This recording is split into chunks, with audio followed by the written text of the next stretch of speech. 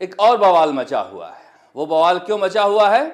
वो बवाल इसलिए मचा हुआ है कि राजस्थान सरकार ने फैसला किया है कि अंग्रेजी स्कूल जो हैं उनका रिव्यू किया जाएगा। अब देखिए सतही तौर पर क्या नजर आता है। कांग्रेसी कह रहे हैं कि गरीब बच्चों को सरकार नहीं चाहती है कि अंग्रेजी सीखें। पता है आपको अंग्रेजी के टीचर कौन हैं? अंग्रेजी के वही टीचर हैं जो मारवाड़ी में बात करते हुए आप कितने दिनों से हिंदी माध्यम में पढ़ा रहे हैं, उन्हें ही अंग्रेजी का टीचर बना दिया गया है। मुझे अपना ज़माना याद आता है जब मैं गांव में अंग्रेजी में पढ़कर आया था। शहर में आया तो पता चला हमारा मास्टर जो थे साहब, वो पढ़ाए थे गुरुजी ईयरली मतलब सवेरा। यहाँ आए तो पता चला कि ईयरली मतलब तो सालाना होता है, अर्ली मतलब सवेरा होता है। तो कहीं ऐसा न हो कि बिना तैयारी के ऐसे गुरुओं के हवाले कर दें आप बच्चों को जो ना इधर के रहे ना उधर के रहे। अंग्रेजी के अच्छे शिक्षक नहीं होंगे तो फिर आप अंग्रेजी नहीं पढ़ा सकते हैं। ये बात समझिए कि अंग्रेजी पढ़ने के लिए किसी तरह की दिमाग की जरूरत नहीं है। इंग्लैंड में जो भिखारी भीख मांग रहा है, जो पागल बड़बड़ा रहा है या फिर मंद बुद्धि का है, वो हिंदी में थोड़ी ही बात कर रहा है, वो इंग्लिश में ही बात कर रहा है। अंग्रेजी जानने के लिए टेस्ट ले रहे हैं। अरे मेडिकल में एंट्रेंस के लिए टेस्ट हो, आपको नवोदय में एंट्रेंस के लिए टेस्ट हो, सैनिक स्कूल में हो, इंजीनियरिंग में हो तो समझ में आता है। इंग्लिश सीखने के लिए टेस्ट लेके भर्ती ले रहे हो। इंग्लिश तो कोई भी जो सामान्य तौर पर मुंह से बोलना जानता है वो सीख सकता है। तो फिर गरीब के बच्चों को वंचित कर रहे हो अंग्रेजी सीखने से और कह रहे हो कि हम अंग्रेजी सिखा रहे हैं। तो एक तो पहले स्तर पर ही इसमें खामी है कि बच्चों को परीक्षा लेकर आप अंग्रेजी माध्यम में पढ़ाओगे। पढ़ाना है तो सभी बच्चों को पढ़ाओ, क्योंकि अंग्रेजी जानने के लिए किसी भी विशेष दिमाग की जरूरत नहीं है। एक और एक दो होता है। ये मैथ का लैंग्वेज है और relative theory of Einstein math का लिटरेचर है। सूरज पूरब से उगता है पश्चिम में डूबता है, ये लैंग्वेज है। और चांद का मुंह टेढ़ा है, ये लिटरेचर है। चांद का मुंह टेढ़ा है समझने के लिए दिमाग चाहिए, मगर सूरज तो पश्चिम में उगेंगे, पूरब में उगेंगे और पश्चिम में ही डूबेंगे। तो ये समझने के लिए आपको दिमाग की जरूरत नहीं है, बस आपको जानने की जरूरत है। तो पहला तो भेदभाव ये हो रहा है कि परीक्षा लेकर प्रवेश दिया जा रहा है। ऐसे में जो बाकी हिंदी माध्यम के छात्र हैं वो पढ़ाई से वंचित हो जा रहे हैं। करीब बताया जा रहा है कि 2 से लेकर 6 लाख के बीच नामांकन कम हो सकते हैं। इस तरह से स्कूल खोले जा रहे हैं जिसमें कौन से टीचर पढ़ा रहे हैं? अच्छे अंग्रेजी शिक्षक आप रखते, जहां पर अंग्रेजी की पढ़ाई करते, प्रोनाउंसिएशन सिखाते, मगर वो क्या पढ़ा रहे होंगे एक बार जाकर देख भी आइए। होगा क्या कि ना हिंदी के रहेंगे ना अंग्रेजी के रहेंगे और बंटाधार हो जाएगा। आपको करना ही था तो नवोदय विद्यालय के फॉर्मूले पर करते, जहां पर राजीव गांधी और नरसिम्हा राव की जोड़ी ने अंग्रेजी इंट्रोड्यूस किया था। तो फिर आधे सब्जेक्ट हिंदी और आधे सब्जेक्ट इंग्लिश में, और इंग्लिश की पढ़ाई पर फोकस किया था इंग्लिश के टीचर के साथ, जो कि वहां पर नहीं हो रहा है। मौलिक रूप से विकास दिमाग का जो मातृभाषा में हो सकता है। मनमोहन सिंह जी की शुरुआती पढ़ाई लिखाई उर्दू में हुई थी, कितने बड़े इकोनॉमिस्ट और प्रधानमंत्री बने। अपने जसवंत सिंह गांव में पढ़े थे रेगिस्तान में, अंग्रेजी के कितनी किताबें लिख दी है। तो क्या ये आपको एनवायरनमेंट देने की जरूरत है? आप जबरदस्ती हिंदी के टीचरों को, हिंदी माध्यम के टीचरों का इंटरव्यू लेकर अंग्रेजी माध्यम को बनाकर बंटाधार कर रहे हो। और ये भजन लाल का शानदार फैसला हमें उस समय भी कहा था जब ये कह रहे थे। अब देखिए क्या कह रहे हैं गोविंद सिंह डोटासरा, कह रहे हैं कि सुमित गोदारा जी आए थे, उन्होंने कहा था कि हमारे इलाके में इतने स्कूल दे दो, हमने दे दिया। अरे क्या प्रसादी बट रही थी? तहस नहस कर रहे हैं पूरे शिक्षा प्रणाली को। आज चीन में कहा जाता है कि मौलिक तौर पर सोचने वाले ज़्यादा बेहतर हैं, क्योंकि वहाँ पर आप जाओगे तो अफसर से लेकर चपरासी तक मैंडरिन में बात करता है। तमिलनाडु, आंध्रा, केरला, यहाँ पर मलयालम के साथ बेहतर तरीके से इंग्लिश पढ़ाई जाती है। वो सिस्टम आप डेवलप करो। ऐसा नहीं कि कोई अंग्रेजी जानने वाला नहीं हो अंग्रेजी स्कूल खोल दें जबरदस्ती महात्मा गांधी के नाम पर। इसका रिव्यू करना बहुत ज़रूरी है, क्योंकि राजस्थान की एक पूरी की पूरी पीढ़ी निरक्षर कह रहा हूं, बन जाएगी अगर इस तरह के हालात रहें तो, जहां बिना टीचर के, बिना इंफ्रास्ट्रक्चर के, बिना किताबों के अंग्रेजी माध्यम खोल दिए जाए। मैं तो कभी कभी कहता हूं कांग्रेसियों को, तुम्हारा संकट ही अंग्रेजी है। तुम जयराम रमेश, मणिशंकर अय्यर, सैम पित्रोदा, केसी वेणुगोपाल, ये जितने हैं, ये सारे अंग्रेजी वालों को एक तरफ रखकर दो चार हिंदी के नेताओं को ले आओ तो तुम्हारा भी दिन सुधर जाएगा। ये अंग्रेजी स्कूलों को तो छोड़ो। सचिन पायलट जी कितना अच्छा अंग्रेजी बोलते हैं, मगर अंग्रेजी बोलने से ही अगर काबिलियत होती तो अशोक गहलोत से मात ना खाते। खैर, ये मतलब सियासी बातें हैं। लोग ऐसे अंग्रेजी का हवा बना रहे हैं जैसे पता नहीं पूरा राजस्थान गर्त में चला जाएगा। आप उन स्कूलों में बेहतर अंग्रेजी टीचर नियुक्त कीजिए। ये सारे सब्जेक्ट के अंग्रेजी पढ़ाने वाले उन स्कूलों में उपलब्ध आप नहीं करा सकते, इस बात को मानिए। उन बच्चों का भविष्य मत बर्बाद कीजिए। इस लिहाज से भजनलाल सरकार का ये ऐतिहासिक और साहसिक फैसला है। हर फैसला वोटों के हिसाब किताब से, गुणा भाग से नहीं होना चाहिए, कुछ दिमागी तौर पर भी होना चाहिए, जो कि अशोक गहलोत ने नहीं किया था। मैंने तब भी इसका विरोध किया था कि सिर्फ वोट बटोरने के लिए और एक सुनने में अच्छा लगे अंग्रेजी स्कूल, जैसे कि आप गांव में जाओगे तो tip top English school, American English school, इस तरह से खूब सारे आपको इंग्लिश स्कूल मिल जाएंगे जहां पर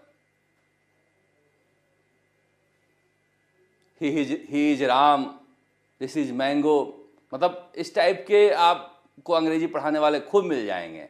वैसी ही अधकचरा पढ़ाई यहाँ पर भी शुरू हो रही थी, जिसके लिए ये फैसला बहुत ज़रूरी था। अब पता नहीं गोविंद सिंह डोटासरा को तो अशोक गहलोत के हर काम में जैसे ही कोई अड़चन उनके फैसलों में आती है, यूरेका यूरेका करके दौड़ जाते हैं कि मिल गया मुद्दा, मिल गया मुद्दा, मिल गया मुद्दा। ये मुद्दे नहीं हैं।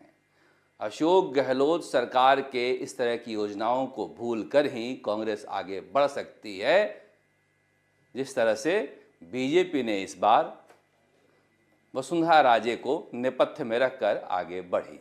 मगर समझाए कौन? कुछ है नहीं तो चलो इसी को लेकर हंगामा करते हैं। ये रिव्यू करने की जरूरत है। अगर 3700 है, 3700 में से अगर 2700 चलाने लायक है तो 2700 चलाओ। 1000 चलाने लायक नहीं है तो उसे बंद करो।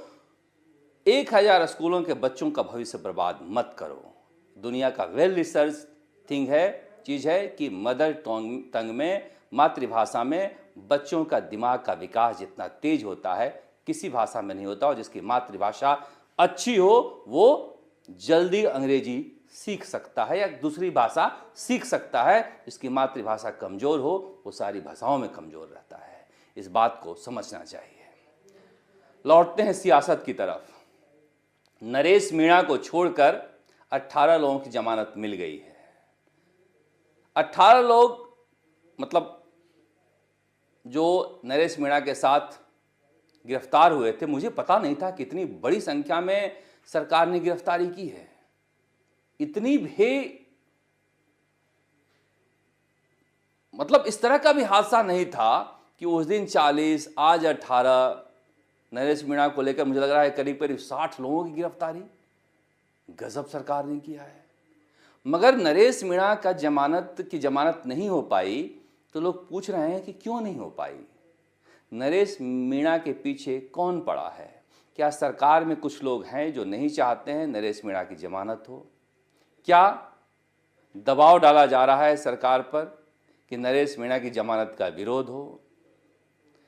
हालांकि देखिए खुशी की बात है, नरेश मीणा भी चाह रहे थे कि बाकी जो उनके साथ पकड़े गए हैं उन सब की जमानत हो जाए।